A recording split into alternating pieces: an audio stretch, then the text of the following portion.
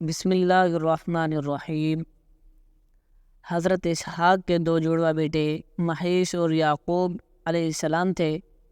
آپ کو بڑے بیٹے سے قدر زیادہ محبت تھی، جبکہ اہلیہ یعقوب کو زیادہ چاہتی تھی۔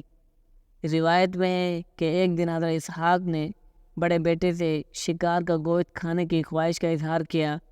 محیش والد کی خواہش پر فوراً شکار کے لیے چلا گیا، لیکن اسی اثناء میں والدہ نے حضرت یعقوب سے کہا کہ بکری ذبح کر کے والد کو کھانا پیش کر دو اور ان سے دعائیں لے لو۔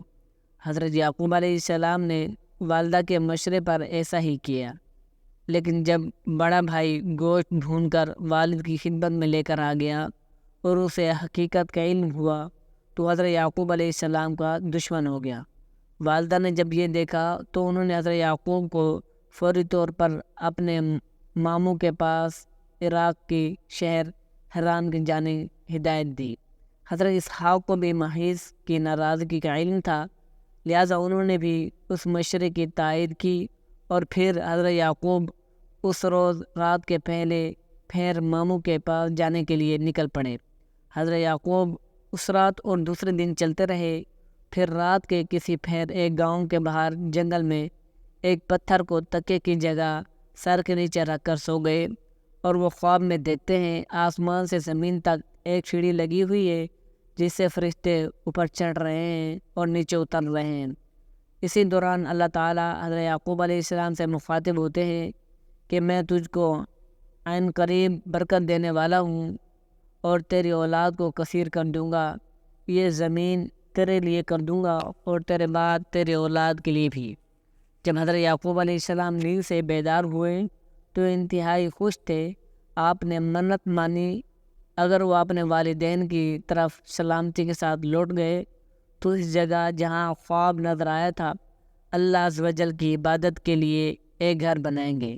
نیز یہ منت بھی مانی کہ جو کچھ اللہ تعالیٰ انہیں دے گا اس کا 10واں حصہ اللہ کی راہ میں خرچ کریں گے۔ حضرت یعقوب علیہ السلام نے اس پتھر کو تیل لگایا جس پر سر رکھ کر سوئے تھے تاکہ واپسی میں اسی کے ذریعے جگہ کی نشاندہی ہو سکے۔ حضرت یعقوب علیہ السلام طویل سفر کے بعد حران میں اپنے ماموں کے پاس پہنچ گئے۔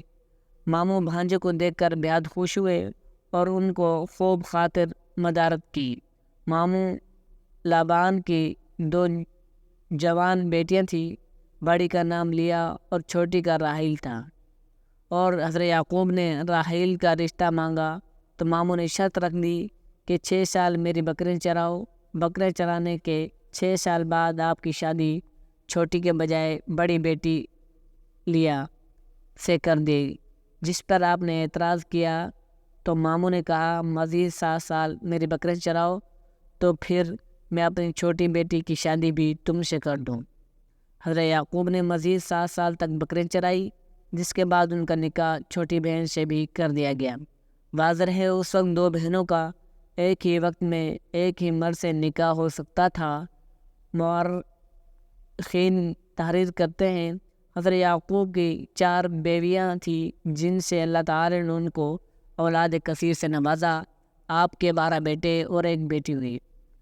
بیٹوں کی شادیاں ہوئی اور پھر ان کی اولاد پھیلتے پھیلتے 12 قبیلوں کی شکل اختیار کر گئی۔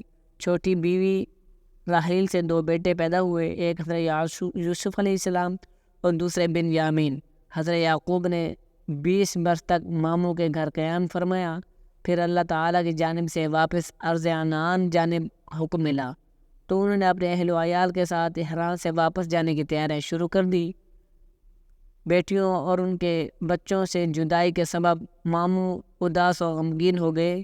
انہوں نے حضرت یعقوب کو روکنے کی کوشش کی لیکن وہ تو حکم الہی کے پابند تھے۔ بالآخر ماموں نے بھیڑ بکریوں کے بڑے ریوڑ اور زیادہ راہ ساتھ کر کے سب کو رخصت کیا۔ حضرت یعقوب اپنے اہل و عیال مال و مویشی کے ساتھ سفر کرتے ہوئے اس مقام پر پہنچ گئے جہاں ان کے بڑے بھائی محیز رہتے تھے۔ محیز نے جب اپنے علاقے میں ایک اجنبی قافلے کو دیکھا تو وہ بڑا مستعجب اور متجسس ہوئے۔ انہوں نے اپنے لوگوں کو قافلے کی جانب روانہ کیا تاکہ حقیقت حال کا علم ہو سکے۔ لوگوں نے واپس آ کر بتایا کہ اس قافلے کا سربراہ یعقوب علیہ السلام نامی کوئی شخص ہے اور یہ لوگ حران سے نقل مکانی کر کے کنعان کی جانب رہے۔ محیض نے جب یہ سنا تو انہیں 20 برس پر پرانا واقعہ یاد آ گیا اور وہ سمجھ گئے یہ تو چھوٹے بھائی یعقوب ہیں۔ پھر محیض نے اپنے قبیلے کے 400 لوگوں کو ساتھ لیا اور حضرت یعقوب علیہ السلام کی جانب چل پڑے۔ حضرت یعقوب علیہ السلام کو اپنے بڑے بھائی کے آنے کا علم ہوا تو وہ خوف زدہ ہو گئے۔ جس بھائی کے ڈر سے وہ 20 برس والدین سے دور رہے ہیں، آج انہیں کے سامنا ہونے جا رہا ہے۔ روایت میں ہے کہ اس موقع پر اللہ تعالی نے آپ کے پاس فرشتے بھیجے جنہوں نے کہا کہ آپ پریشان نہ ہوں، اللہ آپ کے ساتھ ہے، اپنے بھائی کے استقبال کی تیاریاں کریں۔ اس پیغام سے انہیں بڑا حوصلہ ملا۔ انہوں نے بھائی کو تحفے میں دینے کے لیے اپنے ریوڑ میں خوبصورت بھیڑ بکریاں ساتھ لی اور کچھ دور جا کر بھائی کا استقبال کیا۔ 20 سال کے طویل جدائی نے محیض کے دل سے رنجش اور نفرت ختم کر دی۔ چھوٹے بھائی کی محبت نے جوش مارا اور آگے بڑھ کر گلے لگا لیا۔ دونوں بھائیوں نے ایک دوسرے کو بوسہ دیا اور دیر تک ماضی کی یادوں میں کھوئے ہوئے رہے۔ حضرت یعقوب نے کچھ دن بڑے بھائی کی میزبانی میں گزارے، پھر ان سے اجازت چاہی۔ محیض نے بہت سی تحائف دے کر عزت و احترام کے ساتھ چھوٹے بھائی کو رخصت کیا۔ حضرت یعقوب کو اچھی طرح یاد تھا کہ 20 سال پہلے جب وہ اپنے ماموں کے پاس جا رہے تھے تو انہوں نے منت مانی تھی اگر وہ اپنے والدین کے پاس سلامتی کے ساتھ لوٹ آ گئے تو جس جگہ خواب دیکھا وہاں اللہ کا گھر بنائیں گے۔ لہذا وہ 20 سال پرانے راستوں کو یاد کرتے ہوئے پرورشم کے قریب اس بستی تک پہنچ گئے جس کا ماہر انہوں نے قیام فرمایا۔ بستی کے باہر خیمے نصب کر دیے گئے اور پھر حضرت یعقوب نے اپنے بچوں کے ساتھ اس پتھر کی تلاش شروع کر دی جس پر انہوں نے تیل لگایا تھا۔